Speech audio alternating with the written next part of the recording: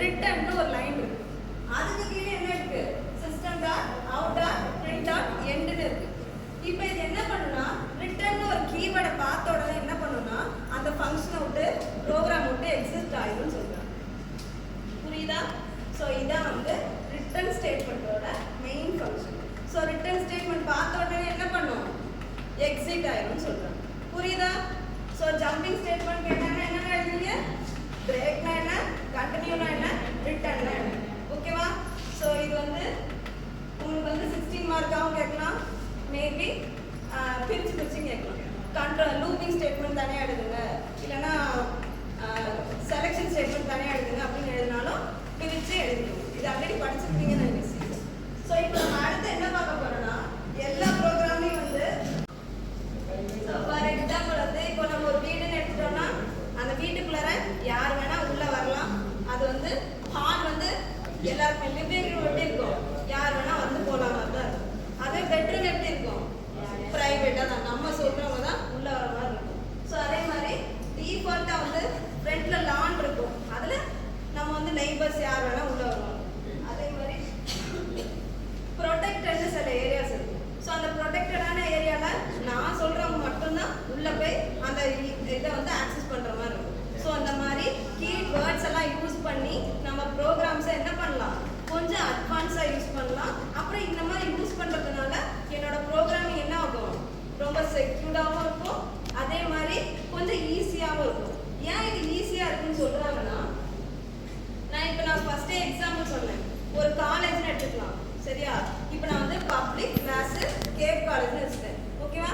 So இந்த gap காலேஜ்ன்றது வந்து நான் ஒரு ப்ரோக்ராமையும் ஒருத்தவங்களுக்கும் ஆட் பண்ணிட்டே இருந்தால் என்ன ஆகும், எனக்கு மெமரி ஸ்பேஸ் ஆகும், நான் உட்காந்து டைப் பண்ணிட்டே தான் இருக்க போகிறேன்.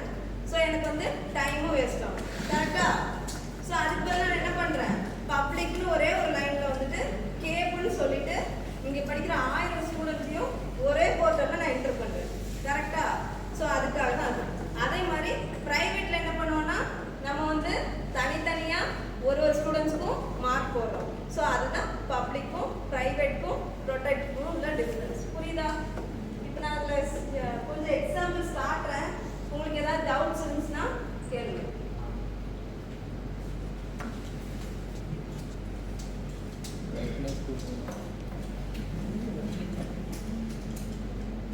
ஸோ இந்த லைன்ல வந்து பப்ளிக் ஸ்ட்ரிங் நேம் வந்து அருள்னு பப்ளிக்காவே கொடுத்துட்டாங்க.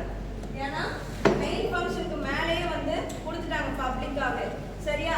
இப்போ நான் எங்க போயிட்டு ஸ்டூடெண்ட் நேமை டிஸ்ப்ளே பண்ணணும்னு சொன்னாலே எனக்கு எந்த நேம் டிஸ்ப்ளே ஆகும், அருள்ன்ற நேம் தான் வெளியே டிஸ்ப்ளே ஆகிட்டு இருக்கும். ஏன்னா அது பப்ளிக்ல கொடுத்துருக்கு.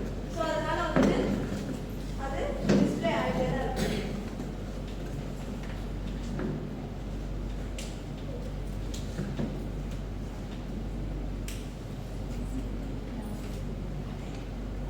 இங்க வந்து நான் இன்ட் மார்க்ன்றத வந்து ஸ்பெசிஃபை பண்ணி பிரைவேட்ல கொடுத்திருக்கேன். நான் இப்போ இதுல வந்து நான் வந்து ஷோ மார்க்னு கொடுத்ததுனால தான் எனக்கு வந்து 19 பிரிண்ட் ஆகும். இல்லைன்னா என்ன ஆகாது, டிஃபால்ட் கன்ஸ்ட்ரக்டர் மாதிரி the class is created மட்டும் தான் வரும். கன்ஸ்ட்ரக்டர் பத்தி அடுத்து பார்ப்போம். சரியா? இப்போதைக்கு வந்து இது பிரைவேட் கிளாஸ்க்கான எக்ஸாம்பிள். ஓகேவா?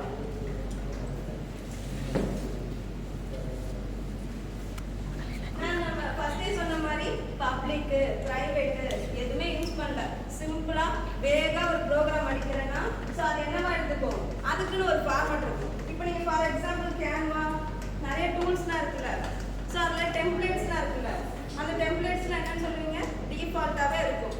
அதே மாதிரி ஸோ அந்த டிஃபால்ட்டில் என்ன இருக்கும், நம்மளோட வாட்ஸ்அப்ல இருக்கும் தானே டிஃபால்ட்டாக ப்ரொஃபைல் வந்து யார் பார்க்கலான்றது வந்து டிஃபால்ட்னு ஒரு ஆப்ஷன்ஸ் இருக்கும்ல.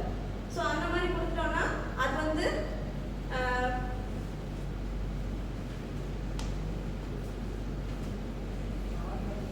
நார்மலாக தான் இருக்கும், அதுக்குன்னு அவுட்புட்ஸ்லாம் இருக்காது. ஸோ அடுத்தது என்னன்னா ப்ரொடெக்டட். ப்ரொடெக்டட் எப்படின்னா நான் சூஸ் பண்ணுறவங்க மட்டும்தான் என்னோட ஆக்சஸ் வந்து பார்க்குற மாதிரி இருக்கும். ஸோ இதான் வந்து ஆக்சஸ் ஸ்பெசிஃபை. இதில் ஏதாவது டவுட் இருக்கா? டவுட் புரியுதா? திவ்யா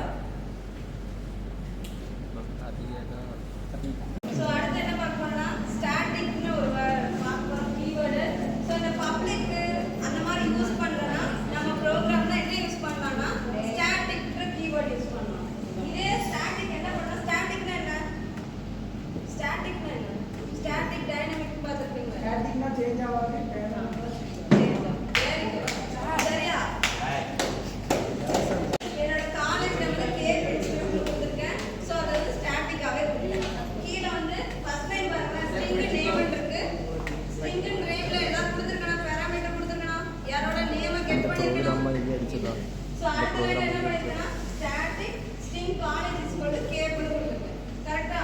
ஸோ அந்த கேபிள் கொடுத்துட்டு நான் உள்ள ப்ரோக்ராம்குள்ள போயிட்டு மெயின் ஃபங்க்ஷன்ல போயிட்டு நான் என்ன பண்றேன்னா ரெண்டு ஸ்டூடெண்டோட டேட்டாவை உள்ளார வந்து இன்ஜெக்ட் பண்றேன். இன்ஜெக்ட் பண்ணிட்டு எனக்கு அவுட்புட்ல என்ன வரணும்னா அவன் பேர் வரணும், அவன் பக்கத்துல அவன் எந்த காலேஜ்ல படிக்கிறான்றது வரும்.